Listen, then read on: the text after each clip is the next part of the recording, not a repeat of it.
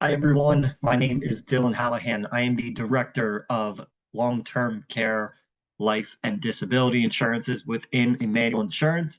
And today I'm going to be speaking to you about the unknowns of long-term care.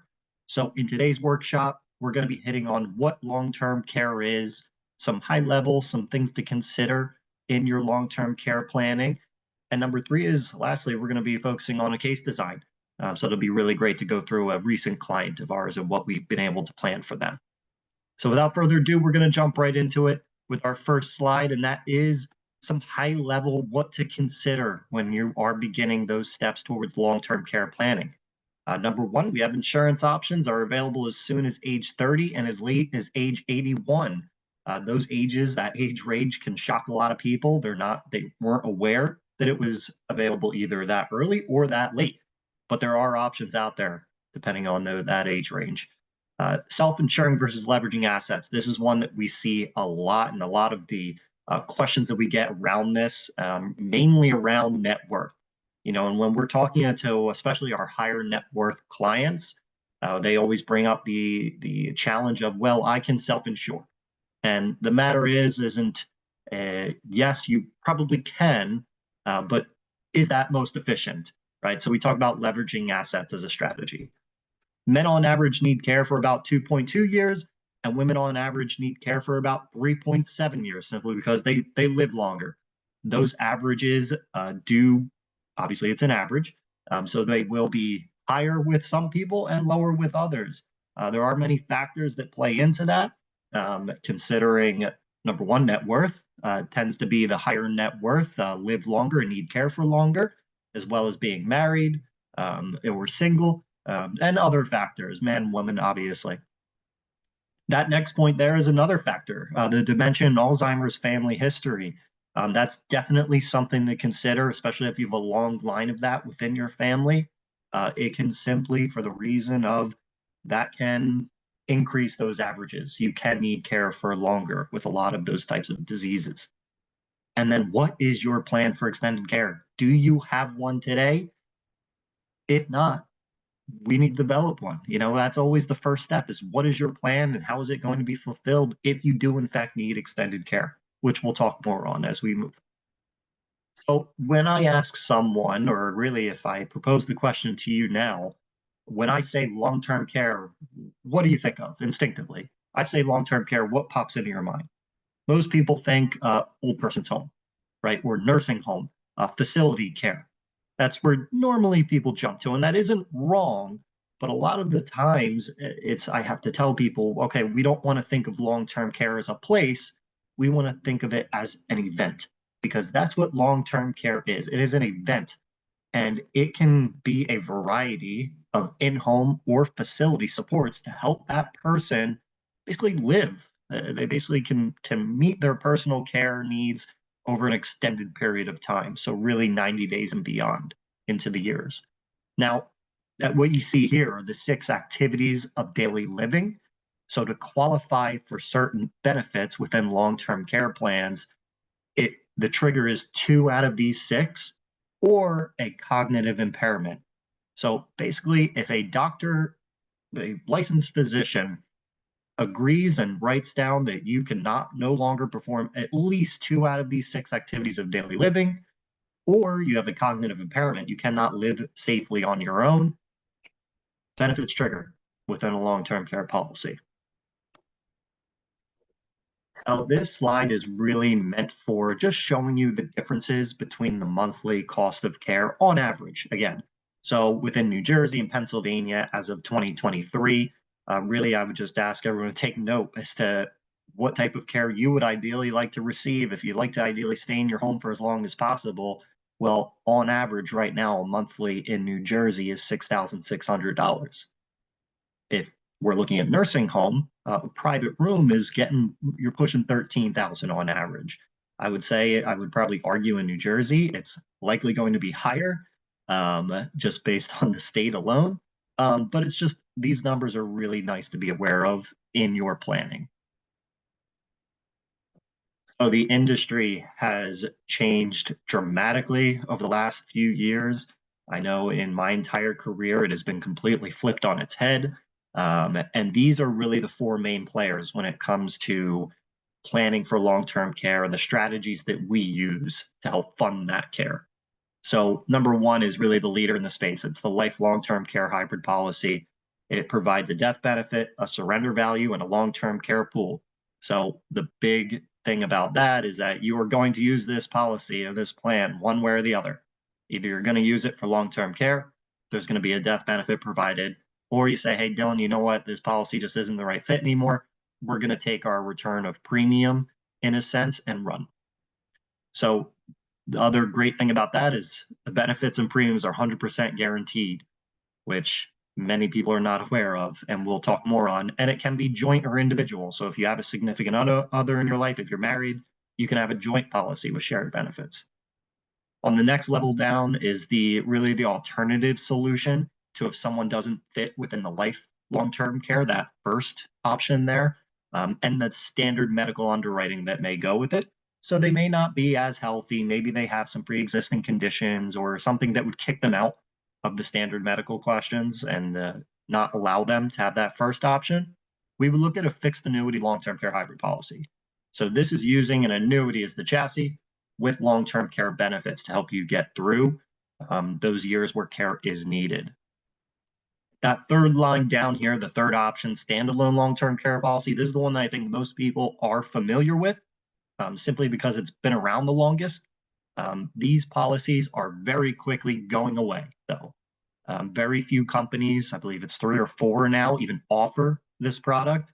And the whole reason is raising premiums. You know, we have clients come to us that with the letters that they get in the mail, they say, hey, Dylan, this policy, this carrier is now asking for 200, 300% increases on my policy premiums.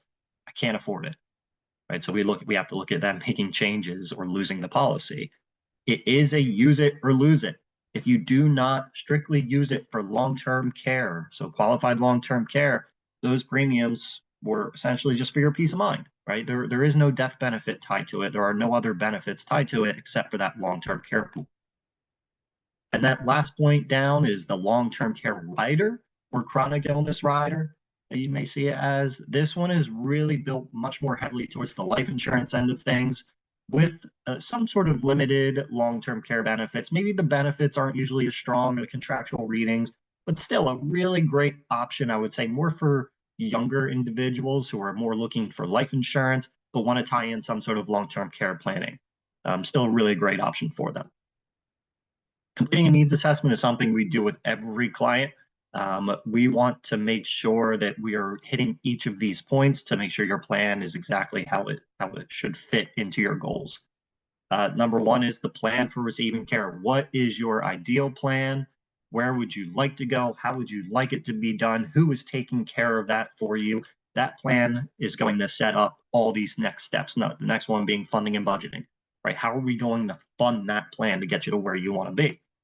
Health and family history, as I touched on before, is going to play a role here as to what product, how we design it, and what companies we want to target. Social Security, Medicare, and Medicaid. The big point here I want to make is on the Medicare and Medicaid side of things. You know, there is a misconception that many people have that, you know, Medicare, Medicaid replaces long-term care insurance and long-term care insurance replaces Medicare, Medicaid. That is not the fact. Really, we want those to work hand in hand. We want those to work together. There is not one replacing the other. They are very different. And then the current assets and liabilities, and I would also say the projected assets and liabilities for the future. That's just something we want to work with advisors, accountants on to make sure that we are putting together a plan that makes the most sense financially for you. Taxes, everyone loves the tax talk, right? So these questions I'm proposing here are around taxes and the possible burdens and advantages around them. So how would the need for long-term care be paid for? Is it after tax, pre-tax dollars? Are they taxable, tax-advantaged assets? We really focus on the tax-advantaged assets and the tax-advantaged planning when it comes to the insurance that we put in place. You know, and really it takes away the unknowns of where is my tax bracket going to be? What are taxes going to look like in the future? It takes away that uncertainty in the tax advantage and the tax-free benefits that we target for our clients. And have you considered estate planning, again, and how assets are to be transferred? This is, again, just a matter of tax-free versus taxable, and how those assets are to be taxed when they are paid to your beneficiaries, your heirs, whoever it is that you're leaving that legacy to. Long-term care insurance is a great way to have that be very tax efficient in that transferring. And then, are my premiums tax deductible? The short answer there is possibly. It's something that we would just want to work with your accountant on, and make sure that if it is an option for you, which it may be, that we are taking advantage of it. So this is the fun stuff, getting into the case design. So we have here a married female, which actually will help with the premiums. They give you a discount. Age 55, non-tobacco in Pennsylvania in this case. And you can see we've charted out 5 different carriers or 5 different options using the same premium or the same budget. So that premium is a single premium, which we have flexibility to. You can pay that over 10 years to age 65, which would be 10 years in the scenario to age for 20 years. You pay it monthly. So there's some wiggle room, some flexibility of how that can be paid. But in this scenario, we're looking at 100,000. Let's focus right all the way to the left on that. Nationwide Care Matters is a top carrier out there that we take advantage of for a lot of our clients. So let's focus there to keep things simple. But we would design this for every client here. And we would want to compare to make sure that we are, in fact, choosing the right company for every client. There is no one size fits all. So for that 100,000 single premium, day one, sign the contract, pay that premium. You have 6,496 initial monthly benefit. That equates to, and that would be paid over 4 years' time. That equates to a $326,000 initial long-term care pool. That is day one. So you just turned your $100,000 into $326,000. You've over 3 times your investment, your initial investment in tax-free guaranteed values here. Now, we always input some sort of inflation protection. 3% compound is pretty standard for us, and that just equates to the what you're going to see further down here for that paid to age 80. Those 80 benefits, that's just including the 3% compound over the years, which we'll get to. Benefit payout method, this is an important one. Is your contract an indemnity or is it a reimbursement?